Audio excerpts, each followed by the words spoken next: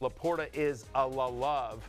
Again, see what I did there? I mean, honestly, like I'm like the Harlem Globetrotters out here of the English language. Just the way I'm mixing and matching, weaving, doing a little, what's the song they sing? Sweet Georgia Brown? Yeah. Little Sweet Georgia Brown out here. There is somebody watching this YouTube live right now that think these are hilarious. And as long as you get one person, it's like the NFL GM. You just need one team to believe in. That's what I need. Accurate comment from Cujo. Oh, brother, this guy stinks. Yeah, but he can be talking about anyone. Yeah. Still searching for that one guy, says DJ Dragon. Legend Dragon. Come on, Dragon. Come on, Dragon. Where'd we go? I thought we had something, you and I. Come on, somebody give us some hope here. Yeah, exactly. Come on, Mr. Dragon. Fantasy Football Happy Hour with Matthew Berry. Happy Friday. Welcome to the Fantasy Football Happy Hour. Connor Rogers, Matthew Berry, Jay Croucher, fellas. We are that close to another weekend of NFL football. It was a tough day for Matthew yesterday. He wasn't great on air. Maybe I'll bounce back. Yeah. I take the day off, so you do too? Yeah, basically. Yep. Comeback player of the week over here. I think a lot of people think I basically take every day off. I have to address why I'm wearing Josh Jacobs in a Green Bay Packers uniform before we get started here. I'd love to know. Dina, the amazing Dina, who works on our wardrobe department, and I told her, like, hey, I'm not going to wear what you put out for me today because I got to wear this. And she goes, why? Did you lose a bet? And the answer is yes, I did. The answer is yes, I did. And so my friend Leslie Saro. So Leslie and I have been in fantasy leagues for a long time, and she's an avid fantasy player. She's also a diehard Packers fan.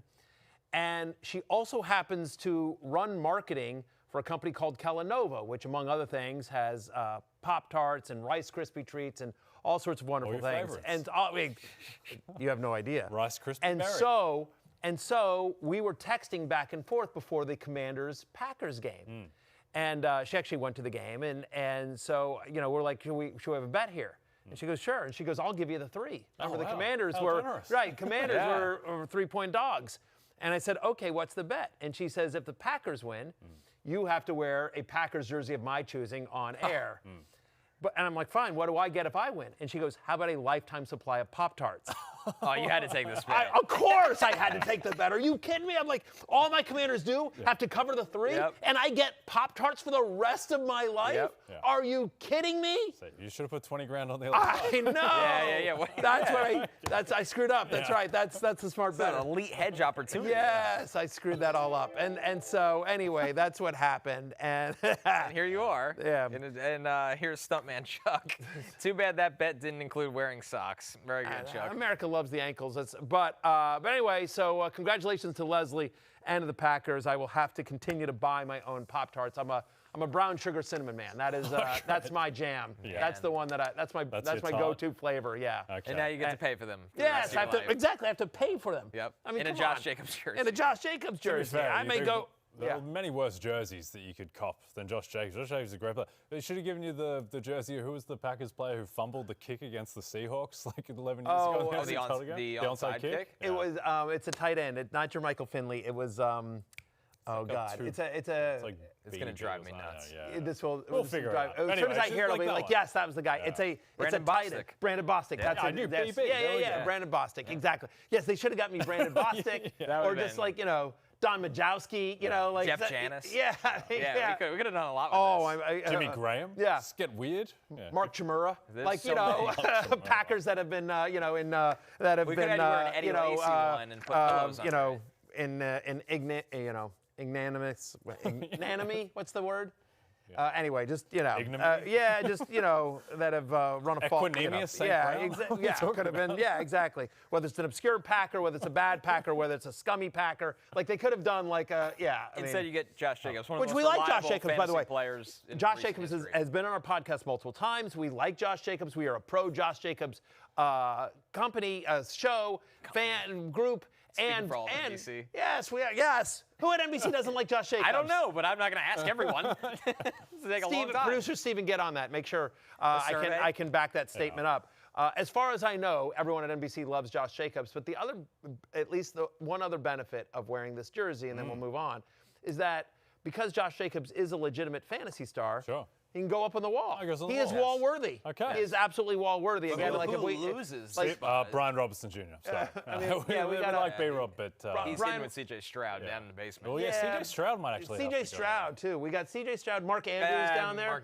Mark Andrews. Brian Robinson, C.J. Stroud. We may have to put up a poll who loses their spot on the wall. We also have two Kelseys. As much as we love Kelsey, we may not need to go double Kelsey. Travis Hunter might be in a bit Oh, of doubt. stop it. Stop it. Not before in. C.J. Didn't Stroud do or anything. Brian Robinson. Brian Robinson's backing up McCaffrey. That's what we should do. We have a McCaffrey jersey. We should put Brian Robinson like just behind the jersey. 'Cause you know it's coming. Right. It's an Yep. insurance. It's an Yep. insurance jersey. That's good. Basically, it's Insurance a backup jersey. jersey. That's what we'll do with Brian job. Robinson. So maybe Jacobs will replace C.J. Stroud or Mark Andrews. But anyway, congratulations, Leslie. I'm honoring my bet. Let's get to week 3. Saved her a lot of shipping, too, on Pop-Tarts. Let's get to week 3. Just but think about it, like every 6 weeks, a new shipment of I'm more curious Pop-Tarts. of the process. Like, do you fill out a Google form each week and then it shows up at your house? I think it's Maybe like you want I think- strawberry this week. I think it's like how Kramer gets the lifetime supply of coffee and then he has to go into the store with the paper and no one actually believes it. Right. Yeah, I think it's like that kind of operation. No, I've gotten this deal with an energy drink, I will say. But like, no, like this is a true story. Like 5 or 6 years ago, there was a fan of mine that was the vice president of marketing at a very well-known energy drink. Mr. Bull. at Red Bull. And I'm not going to say who it is, but you may or may not. You're probably pretty close. The bull is yours. And at any rate, and he just said, "Do you want me to send you some?" And I said, "Yeah, sure, man. Happy to." And somehow I got on this list, and like literally every 6 weeks, 3 cases would show up. For years. Eventually you run out of storage. For years. Eventually he because left it. and You're a somehow- Diet Coke man. Yeah, somewhere along discovered it, and like I got taken off the list. But literally like 4 years where like every 3 weeks I would get like case upon case of this energy drink. I'm laughing because in the back, Steven is just losing hope in the show. He's asked for us to recap Thursday Night Football 20 different times. So let's get right into it. We did have a good game last night, despite a 12.5-point spread. The Dolphins did their best to really keep things interesting into the fourth quarter. Plenty of notable fantasy point scorers, including Dalton Kincaid's best fantasy performance of his career with 17.6 points. Josh Allen does what Josh Allen does after a slow week 2 for Josh Allen in fantasy. James Cook keeps this going. Before we get to any of this, guys, we got to hear from Josh Allen on James Cook's success so far this season after a great 2024 season. I mean, to me, it's the same James Cook. The guy just attacks every time he touches the ball. He looks like he's been shot out of a cannon every time he touches it. He's so fun to play with. Wants the ball, ultimate competitor. There's times where I toss it to him, hand it off to him, and I'm just already put my hands up because I feel like he's about to crib it. And there's 2 that were real close tonight, real close, and he'll tell you that too. But he's been such a catalyst for our offense. Special player. Yeah, they are letting James cook. The shocking thing to me, the concern in the preseason, does he get enough work? Well, he's now had 22 touches in back-to-back games. It's the first time in consecutive games in his career that he's had at least 22 touches. 7 consecutive games now with at least 1 rushing touchdown dating back to last season. He's also had 10 in the last 11. That was the concern coming into the preseason, and I will raise my hand. Through 3 games, I have completely whiffed. James Cook is my biggest whiff of the preseason. Like, just didn't think he would get all the touchdown equity that he's getting right now. Didn't think he would get the usage that he's getting. He's just getting massive workload. And for a guy that held out most of camp, like we usually see them ramp up slow and sometimes they have injuries. Like Connor, he looks better than I've ever seen him look before. Again, mea culpa on this one. I think he's running harder than he ever has before. Coming out of college, he was kind of this outside zone. You look at him as more of maybe even a different version, but kind of similar to his brother as well. And now he's kind of looked at the Bills. The Bills can play bully ball. Like when their offensive line is rolling and Jackson Hawes is now the blocking tight end, but they use him as their 6th offensive lineman that they used to do last year with actually 6 offensive linemen. He can get downhill and run through contact. So James Cook looks better than ever, in my opinion. Yeah, I mean, when the Bills transitioned to this Joe Brady offense, the big change was like no more superhero cape for Josh Allen. Right. Play in, play out. They are a run the football type of team. They sit in the middle of the pack in terms of pass rate over expectation, which is a rarity when you have a quarterback as good as Josh Allen, but they want to be able to protect Josh and get him in advantageous situations. And so, to me, one of the strangest quirks about this season is that the Bills' schedule is just comically easy. Like, they are going to be at least 5-point favorites in every single game until week 17 home to the Eagles, outside of they play Kansas City at home. That's the only one. 3-point favorite. Yeah. Even like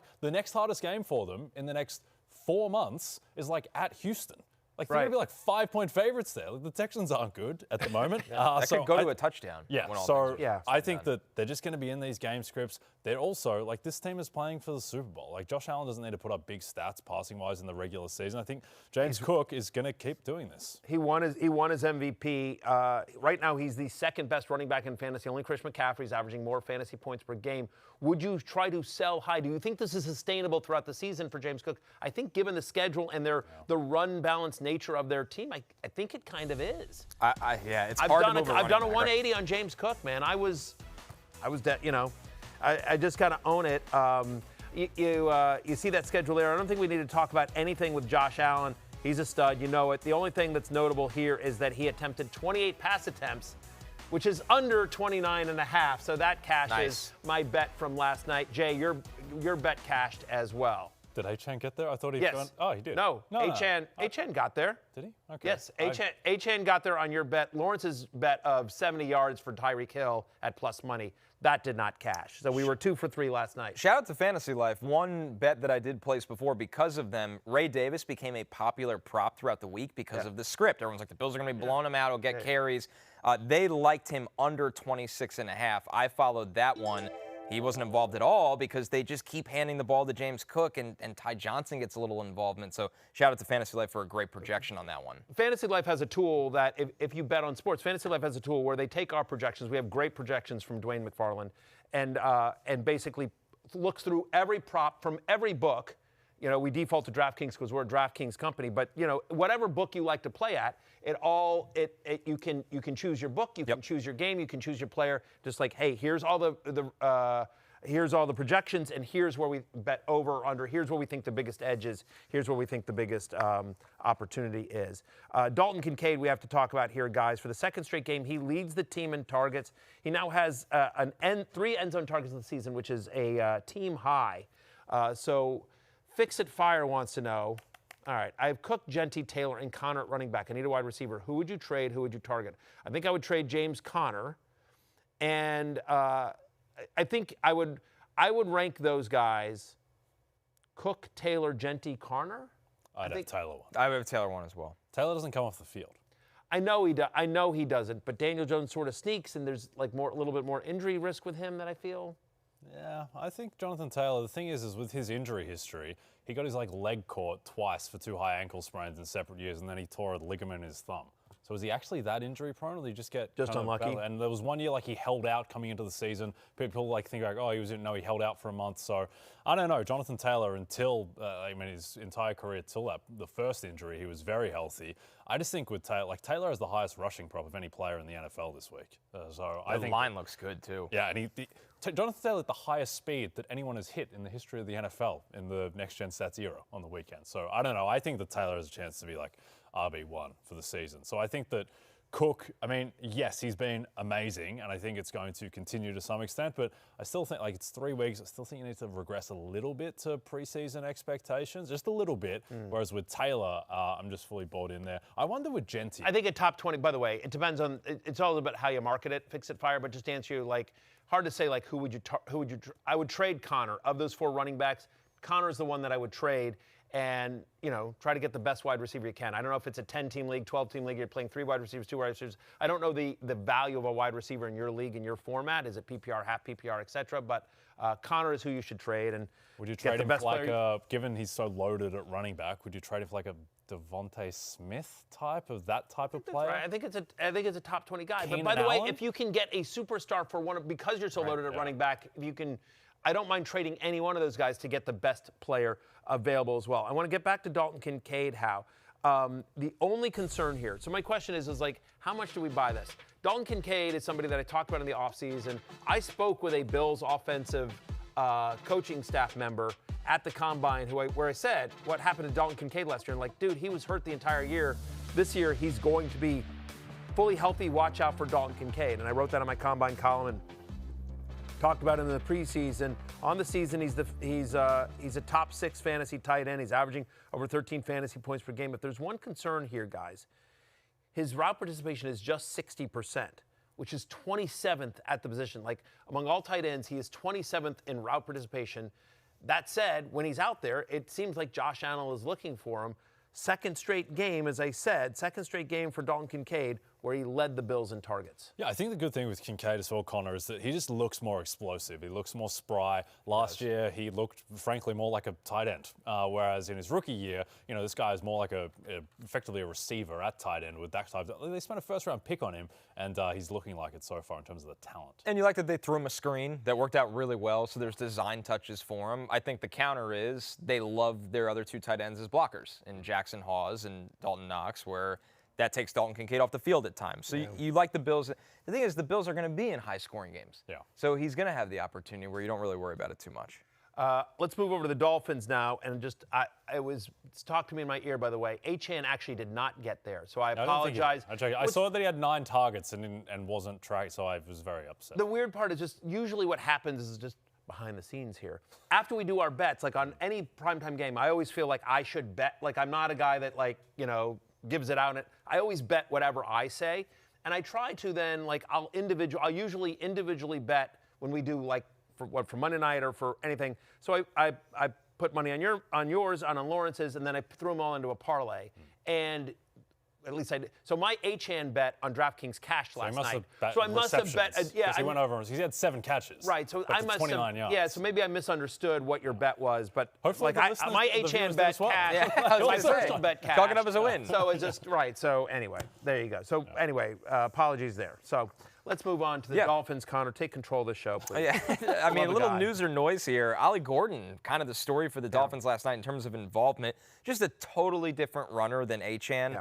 I think the question here is, Matthew, if he's going to continue to get more involved in this offense. We got to hear from Gordon after the game on just the amount of touches he got against the Bills.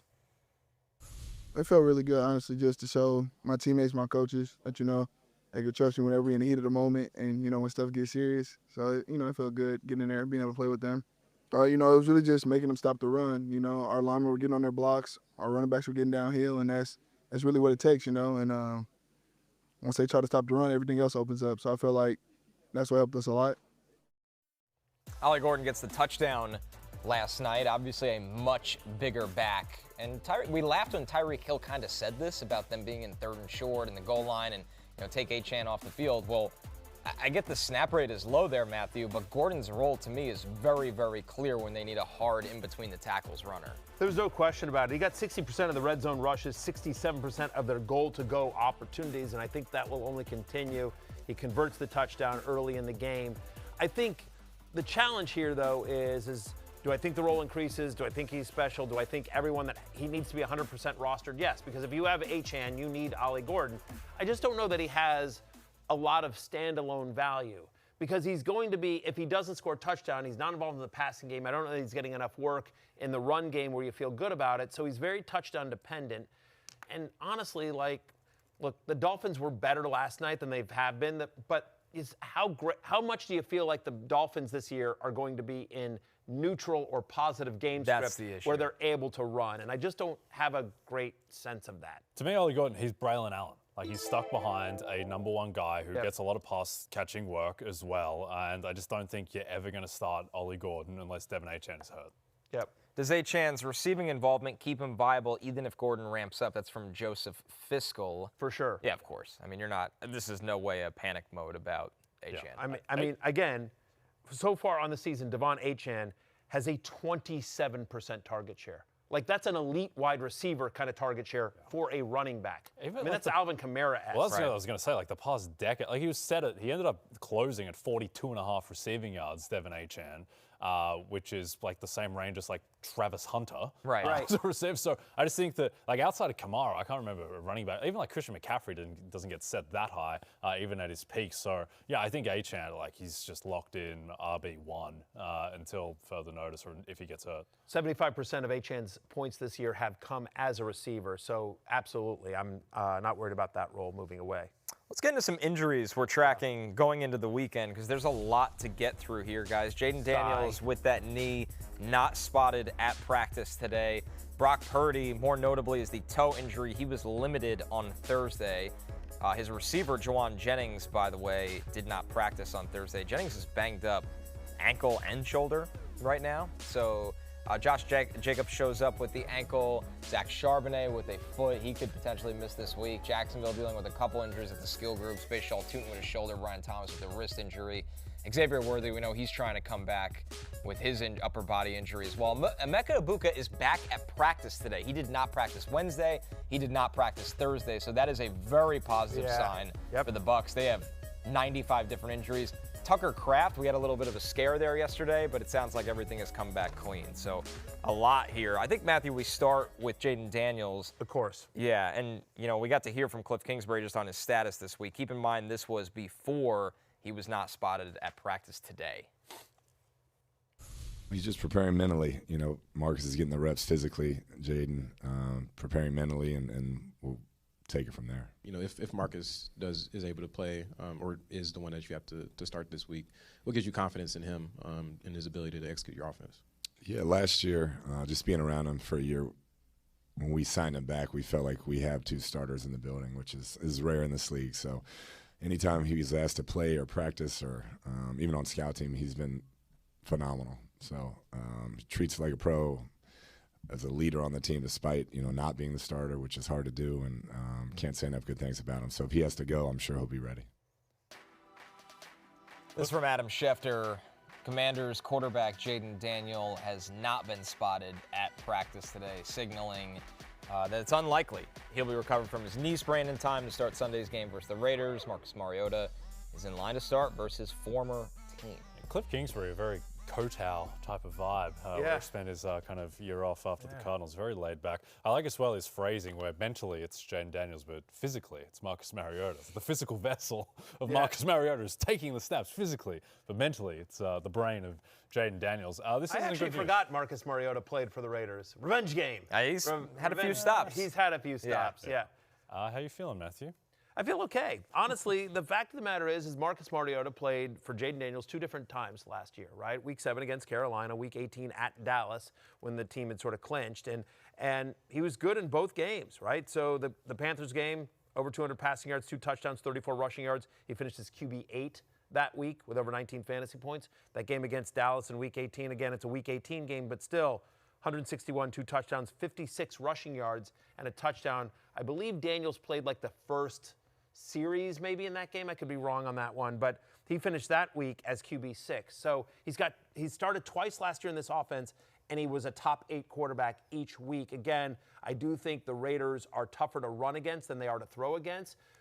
Commanders have had since last Thursday against the Packers when they lost, they've had 10 days to prepare for a home game against the Raiders, whereas the Raiders were the late game on Monday night, so they're traveling on a short week. I think that of the quarterbacks, of the Mac Jones and the Tyrod Taylors, of the Carson Wentzes of the world, of the replacement quarterbacks out there, I think Marcus Mariota is the #1 guy. You take him over Jake Browning? Huh?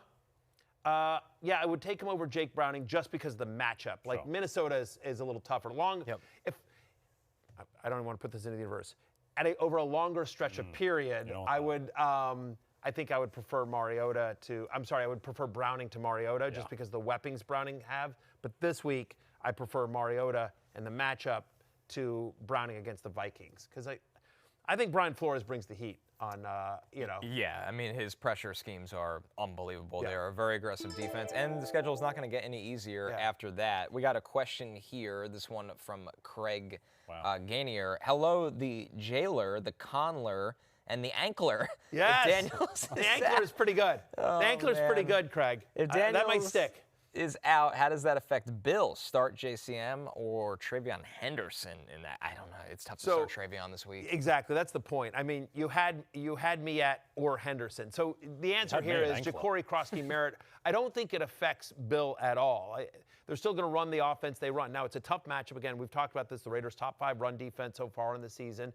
And he's not going to get the majority of the work. Like, I think he gets more work than Jeremy McNichols or Chris Rodriguez, but he's not going to get all of the work, is probably a better way to say it. It is going to be a 3-headed committee that JCM will be at the head of, But he's a low-end flex play for me, Krosky Merritt. But I do have him ranked higher than Travion Henderson, and going from Daniels to Mariota does not change that for me. Maybe they lean on him a little bit more, but they have full confidence in Mariota there. As we mentioned, guys, keep an eye on the Niners today. We're going to find out more on this Friday session. Brock Purdy limited on Thursday. Maybe he can give it a go. Juwan Jennings, it would be great to see him get a practice in on Friday. Jacksonville is a very interesting situation right now because Brian Thomas Jr. was downgraded on Thursday. You never like to see the late week downgrade. He was downgraded to limited. This is a wrist injury. Trevor Lawrence spoke on the slow start between him and the superstar wide receiver. It doesn't always go perfect, Obviously, we would love to start off hot these first 2 games and our connection be, ripping and me finding him everywhere and him having a great year and all those things. But, we're in week 2, everybody. So I think we can all just take a deep breath, give BT a little space. He's going to be just fine. Not worried about him at all. It's just something we got to continue to work at. And we're going to have a good plan for him each week to be involved. And he's too good of a player to not be involved and make those plays down the field that we all know he can make. Not a great start for Brian Thomas Jr., who had massive expectations. And the craziest part is here, Jay, the targets are there. The production is not. This offense just, even though they put up some volume numbers against the Bengals, it just doesn't feel like it's clicking at the moment, which is okay. No. It's like week 2 in a new system, new offensive play caller in Liam Cohen, but Trevor Lawrence hasn't looked good so far, and he's missed Brian Thomas Jr. He's missed Travis Hunter on a lot of balls too. I think this is going to get better. I would buy the dip on Brian Thomas Jr. For sure. But it's not something that you can really count on for now. I think if he plays, you still have to start him. What else are you going to do? They're right, exactly. And they're playing Houston, which you don't love the matchup there. Texans a very good defense, but still, I agree with you. Like, spend a second-round pick on Brian Thomas Jr. It's week 3, you got to play. Yeah, depending on what your options are, I can't imagine a scenario where you're benching Brian Thomas Jr. Real quickly, Bleacher Nation app just throws a couple of quick alerts. Commanders head coach Dan Quinn says quarterback Jayden Daniels was limited today, so they're going to start Marcus Mariota against the Raiders, and Jayden Daniels officially will be out on Sunday. So that has happened. Chris Godwin, Tristan Wirfs officially ruled out by Todd Bowles, and Emeka Egbuka will be listed as questionable for Sunday's game against the Jets. So there you go. Officially, there's official designations as to what we thought was going to happen, but I was saying those are now official designations. Another one that we did just get some more news on, as we have a question here before we move to Tucker Kraft. This one is from Jay Stabs. Is Brian Thomas still a buy while he's struggling? This is always relative. You just heard Jay say, buy the dip, yes. Yeah. Right, but it depends, obviously, what you're trading for him. I'm trading Jonathan Taylor for him. Yes, I would be trading, we got a question before about, James Conner. I would trade James Conner for Brian Thomas Jr. I'd rather have Brian Thomas Jr. because of the upside there. You still have to regress to the talent. This guy was 3rd in the NFL in receiving yards last year as a rookie. I think that it's going to be okay for Brian Thomas Jr. This might just be some growing pains in this new scheme. Let me throw a wild one at you. Would you trade Ashton Genty for Brian Thomas Jr.? I would not. I'd rather have Genty. I'd rather have Genty. Me too. The Raiders they're gonna get the run going. Yeah, they will. And the running back value. I might it's probably going to get going, everyone will be like, don't trade Ashton Genty now. The value can only go up. There's still some shine on Ashton Genty. Sure. We immediately was like, no, you can't trade him for Brian Thomas Jr. I don't know. If I could trade, it's not a crazy question for sure. I think I'd rather have James Cook than Ashton Genty for sure. And I'd rather have Jonathan Taylor than But the way I always, when you get questions like that, the way I just a quick sort of mental exercise is I was like, okay, if we were drafting today, if we had to draft for the rest of the season, who goes first, Genty or Thomas? And I would argue that Genty, if we literally did a draft today for the rest of the season, you can do that on guillotineleagues.com, by the way, their draft every single week. In a draft today, you would draft Genty over Brian Thomas Jr., but you would also draft Jonathan Taylor and James Cook over Genty. Yep. So, it's just just in your mind, who'd you rather have sort of rest of the season? So, there you go. Been a bit of a Tucker Kraft roller coaster the last 24 hours. He injured his knee in Thursday's practice. The Kraftler. The Tuckler. Tuck Daddy. Yeah, that too. Ian Rappaport said it's not believed to be a long-term issue. Adam Schefter reported that he's believed to be all good. We got to hear from Matt LaFleur, actually, just a couple minutes ago. He said he doesn't believe he'll go on IR after suffering a knee injury. I'd hope not. His game status against the Browns, he's got to feel confident and be cleared at the same time. He didn't do anything at practice today. I would have a backup plan for Tucker Kraft this week. I think you'll be okay after this weekend, but it doesn't. It seems like a longer shot at the moment. And why push it? Why push it? You don't need to. You're 2-0. What's the gain here? You're playing Joe Flacco. You're playing, yeah, automatic exactly. win. Yeah, I mean, you feel good if you're the Packers and Matt LaFleur. You feel good about where you are. And given the long-term aspirations of Green Bay, you expect them. They're going to be, very careful with Tucker Kraft. This is a team that wants to be playing in San Francisco in the Super Bowl at the end of the year. The last thing I'll just say here is that fantasy football pregame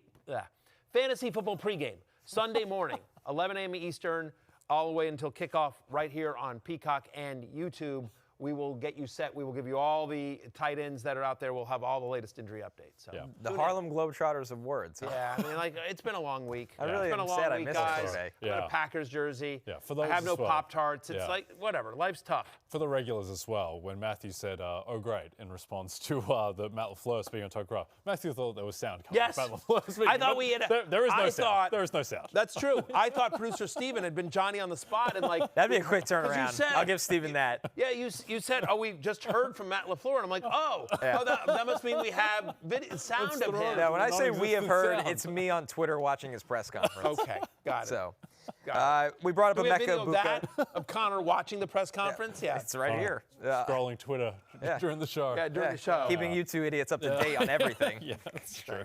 That's fair. All right. Emeka Egbuka, he did get some work in today after missing 2 practices. He will be questionable. ESPN's Jeremy Fowler reports a Week 4 return for Chris Godwin feels like a real possibility. Godwin and Tristan Wirfs have been doing some stuff at practice. They're not going to play this week, but it's good to see them back out on the field.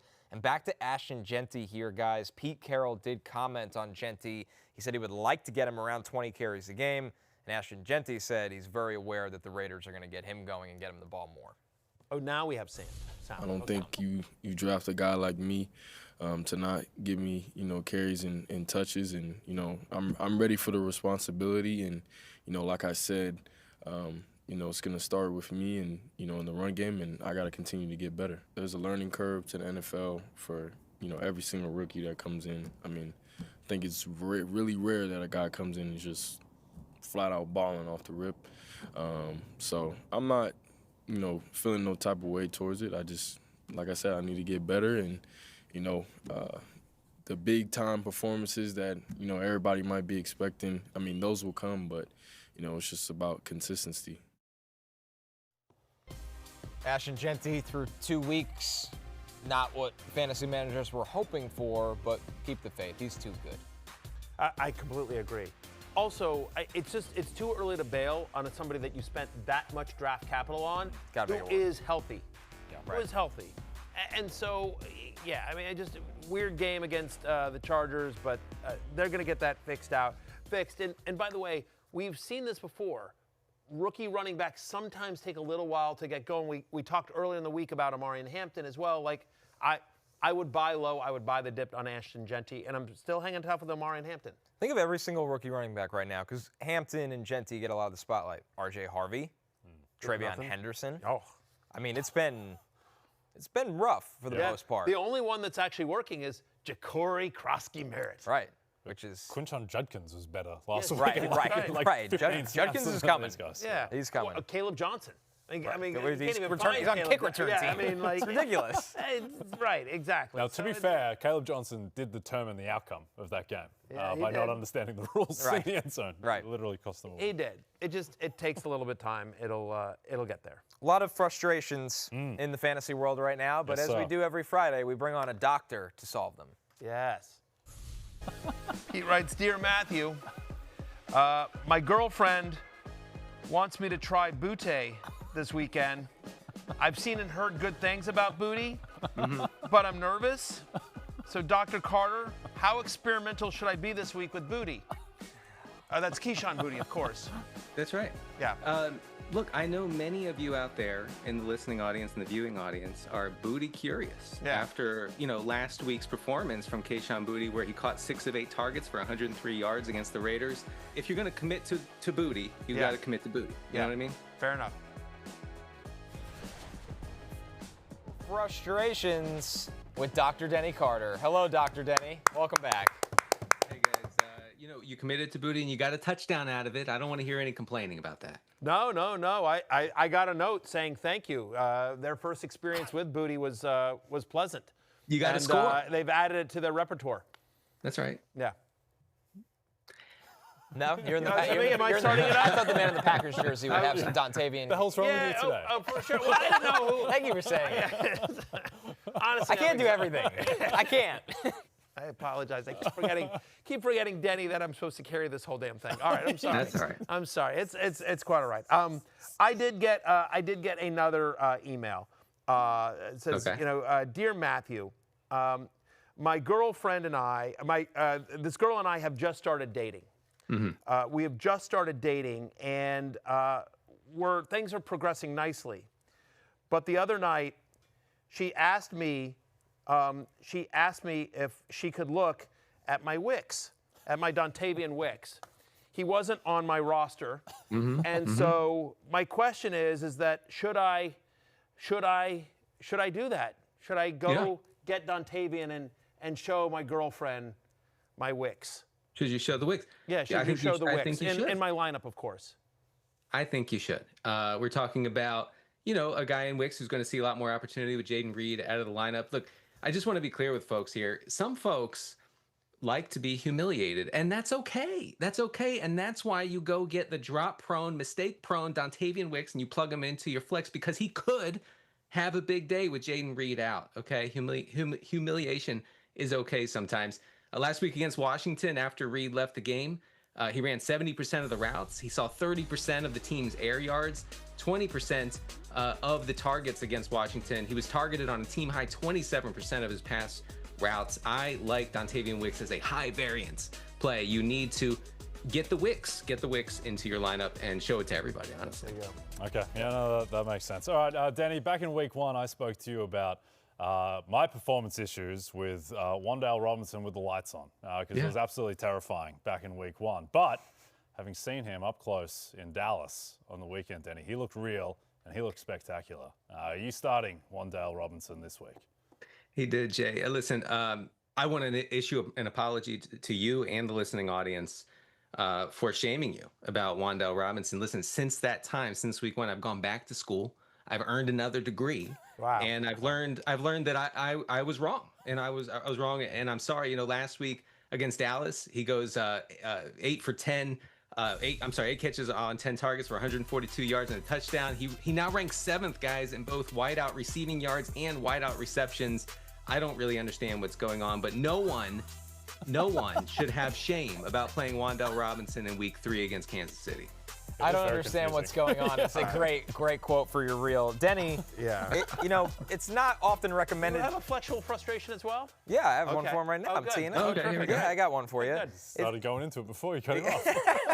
Denny, it's not recommended to, rekindle things with a college fling, but it seems like Troy Franklin and Bo Nix are doing that. Do you recommend this? Should they keep it going or leave the good times behind? You know what, Connor, that's a much better angle than I had, so let's go with it. Yes, sometimes it's good to connect with an old college flame, with the whole old high school flame, whatever it is, and get back with them and see if you can work it out. And you know what? Also, folks, you gotta remember, we gotta be vulnerable. We gotta put our hearts on the line, and that's what we're doing this week with the usage rug for Troy Franklin that could be yanked out from under us at any moment by Sean Payton, who uses his receivers in weird ways. But yes, he had a great game against the Colts last week, a touchdown and 89 yards. He has 15 targets through 2 games. He's running about 75% of the routes in this offense. I think he is worthy of a flex spot in 12-team leagues at worst.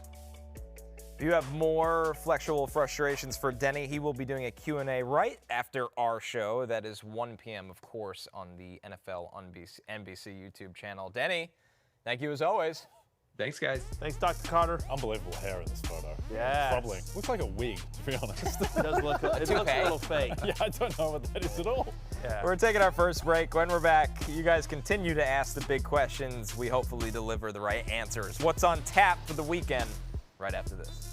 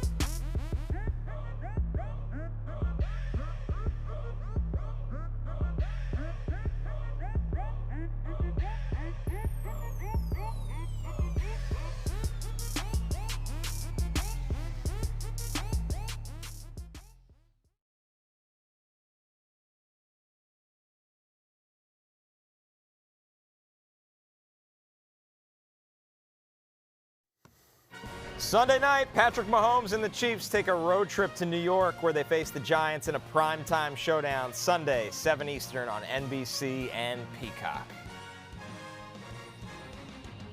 Somebody has to win, and somebody will. Now, a lot of people are wondering, hey, who drinks free today? And we are a show. We are a show.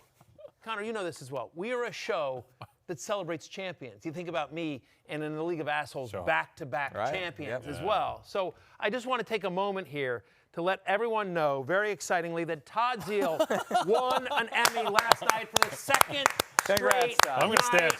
back-to-back, two-time Emmy winner, Todd Zeile. Todd Zeile, one of the drinks greats. for free. One of the greats. Yeah, one of the greats. One of the all-time greats. It's like watching Brady in his prime. Yes. Just sweeping the Emmys every year. Yeah. We love you, Todd Zeile. You're a legend. Yeah. It's worth noting that our own Connor Rogers is a back-to-back loser. Sure. That's right. No, I'm not. I wasn't nominated last year. Don't give me that much credit.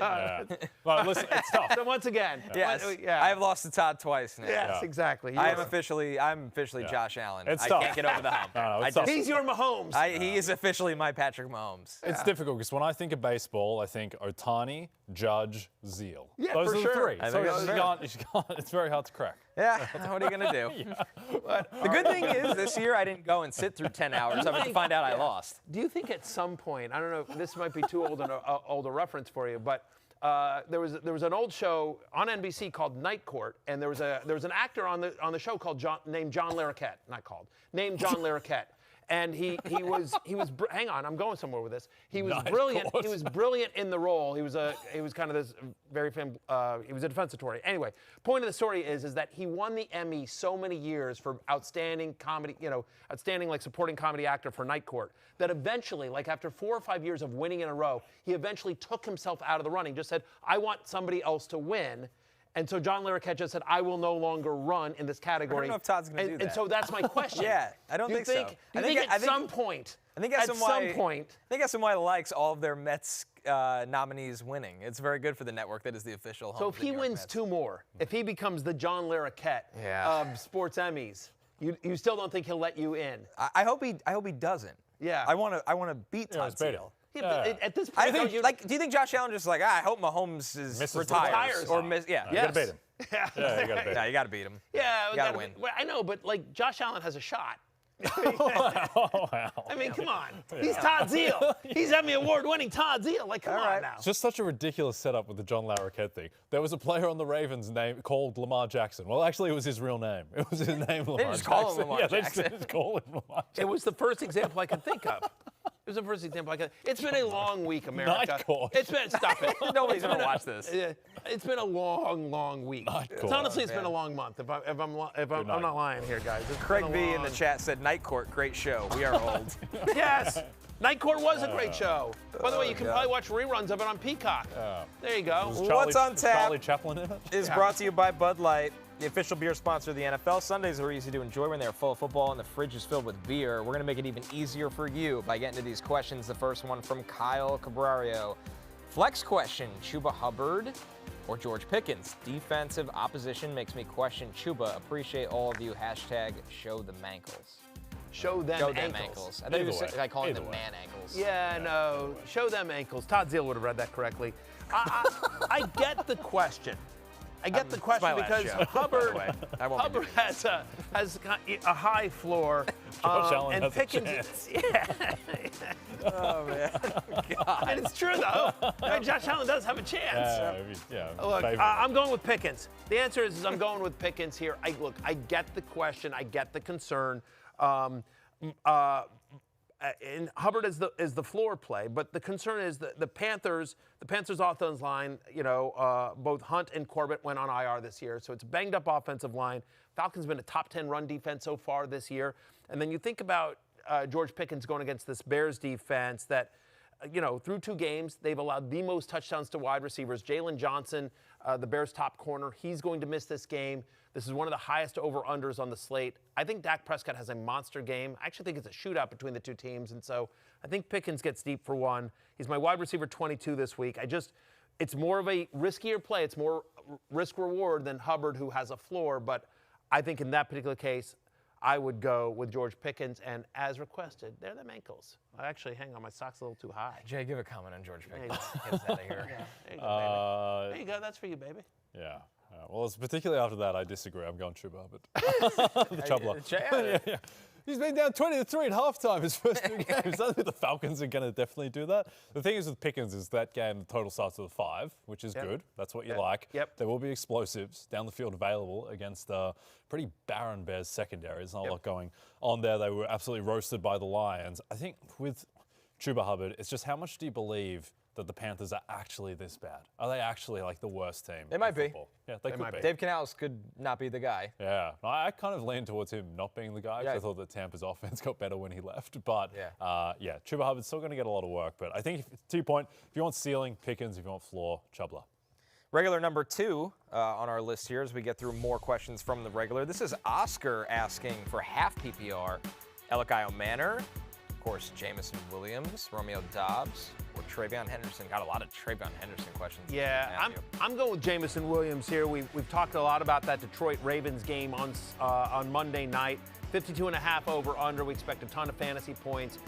Ravens have struggled against. I mean, again, it's skewed. It's only 2 games, and it's skewed by that crazy Bills game in Week 1. But still, only one team has given up more passing yards this season than the Baltimore Ravens. I thought Jameson Williams looked good last week. I thought the Lions' offense came back. So of all those other guys, I just feel like, to me, Jameson Williams is the guy that I would play there.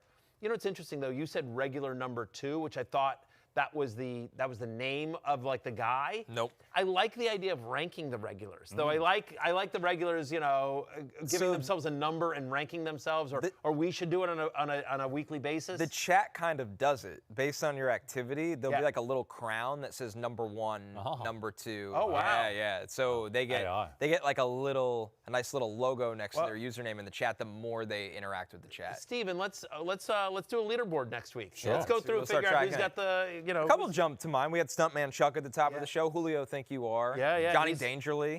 Johnny Dangerly. The names are starting to really. Yeah, they're starting to. Tej. Tej is always in there. Yep. Tej is in there. Yeah. Yep. So, all right. I agree on Jameson Williams. I do think, though, that the best wide receiver in Tennessee so far has been Elikayo Manor. Yep. Calvin Ridley does not look at the races at all, and I think that eventually that will become he will become the lead guy in that passing game, as Connor has said previously. I do agree, but for this week, I'm going with Jameson Williams. Yep, agreed. But you've said Elikayo Manor needs to be picked up in all leagues, and you've been saying that for weeks and weeks and weeks. Yep. Our last question from Jillian Flores. Need a flex in PPR. Isiah Pacheco, Tyrone Tracy, or Juwan Johnson? I got to stop with all the Juwan Johnson questions. I feel like this is base. It's crazy. I think Pacheco, again, it's sort of like the Hubbard Pickens question. Who are you gonna go Pacheco has the best chance at a touchdown. Pacheco, definitely not Tyrone Tracy. No, but this is what I'm saying. Pacheco has the best chance at a touchdown. I think Pacheco is probably your floor play, but I kind of like Juwan Johnson in this one. I mean, like, honestly, seriously, he's been a top 3 fantasy tight end. The Saints are chucking it all over. They're at Seattle. They're going to be down. Was he a member of Live and In on the Cock 2 years ago? Yes, he was. He has a title. He's part of a back-to-back championship the same way that Todd Zeile is. So, Pacheco's the floor play. Juwan Johnson is the risk-reward play. So it sort of depends on what you're looking for from that spot. Who would you rather have, Juwan Johnson or T.J. Hawkinson rest of the season, honestly? Scary that it's a real question. It's a legit question. I'm probably still going Hawkinson, but, man, it's Saints have got the better quarterback so far. At the moment, I agree Carson Wentz is going to bring Hawk back to life. I agree with that. McCarthy's sunk a lot of that offense, more than people even realize somehow. Yes, sir. That'll do it for What's on Tap, presented by Bud Light. Easy to drink, easy to enjoy. We're taking one more break, one more back. You know what time of the week it is. Jay and I have our pickup lines for Matthew. By the way, no team's allowed more fantasy points to tight ends than the Seattle Seahawks, giving more credence to my Juwan Johnson call. Noted.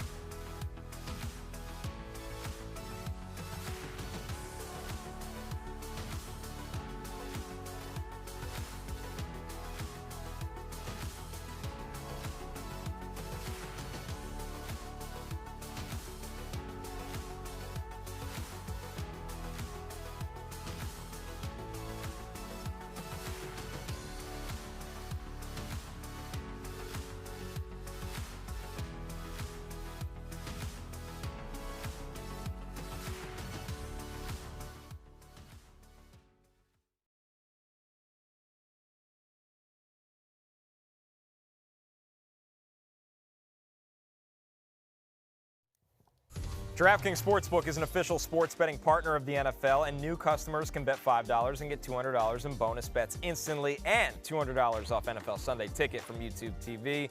Just download the Sportsbook app and use promo code FFHH when you sign up. DraftKings Sportsbook. The crown is yours. Whose crown is it? Whose crown is it? Your crown, Matthew. That's what I'm talking about. Last call, pickup lines, effectiveness. We are being tracked. Matthew has picked Jay twice, and they are both losers, like me against Todd Zeile. Yes, you are the Connor Rogers of pickup lines effectiveness. I'm trying to be the Todd Zeile. I am 1-1, although Matthew never picks me. Jay, what do you got for him this week? Kind of looks like he's 6 years old in that photo. What's going on there? Whatever. So it's been ice cold lately, very cold. Cold Palmer. But here's the way to heat up. Jonathan Taylor. Talked about him earlier in the show. Yeah. Very good football player. Taking him over 13.5 receiving yards. And here's why. There's a few things. One, he's not coming off the field. He came off the field a ton in previous years because he wasn't there on passing downs. But here's the reason why he's on the field, Matthew. I've been doing a deep dive on Colts Film Room Twitter, which is a very strange place. But I've done it for everyone, so you don't have to. Because I got a lot of money on the Colts this year in lots of ways. Here's the thing with Jonathan Taylor. He's learned how to pass block. He was never a good pass blocker. In his career, he had never topped a 57 PFF grade in pass blocking. This year, 79. I watched the tape on Twitter by these strange accounts. He is pass blocking like a madman. It's allowing him to stay out there on the field. He's had 50 and 27 receiving yards his first 2 games. He's averaging 27 routes per game after 21 last year. He's just out there a ton. Also, the screen pass that he took 43 yards last week, that was the fastest speed that anyone has ever hit in the NFL. Since speed has been recorded in the NFL. So maybe throw the ball to that guy. Jonathan Taylor gets 14 receiving yards. It's a good one. You should follow him again. See how it goes. Well, let's see. Let's see. All right, I got one for you here, Matthew. A little homer action here. Garrett Wilson over 64.5 receiving yards. And listen to this. Tyrod Taylor, 4 full games he played in 2023, averaged 274 passing yards. He was throwing to the ghost of Darren Waller, Wan'Dale Robinson. It was not pretty, but Tyrod was putting up big numbers for the Giants in those 4 full games. There's no one else to throw to in the Jets offense. It's Garrett Wilson, Breece Hall. They have no number 2 wide receiver. They have a rookie tight end in Jeremy Ruckert. And Fantasy Life's projection for Garrett Wilson, this is the biggest disparity of the weekend. They're projecting him to have 83 receiving yards. The line is 64.5. Once again, it's their biggest difference of numbers. I like both of these. I like both these bets. I'm going to make both these bets. But unlike Mama Emmy, I will choose you, Connor. Wow. Yes. Wow. Bold choice. Mama Emmy. Yes. Yes. Never liked that woman. Unlike her, unlike Miss Emmy, whatever it is, whatever you want to say, unlike Lady Emmy, I will Queen choose Emmy? you, Connor. I will bring you home with me. That's a bigger win Yes, for me. exactly. 100%. But keep your phone I feel so on. much better. I may come through What a nice afterwards. consolation. Fantasy Football pregame is on Sunday morning at 11 a.m. Eastern on Peacock and YouTube. My 10 Facts column is now available on rotoworld.com and NBC Sports. It's closing time. You don't have to go home, but you can't stay here for Jay and Connor. I'm Matthew. We'll see you on Sunday. Good luck. Peace out.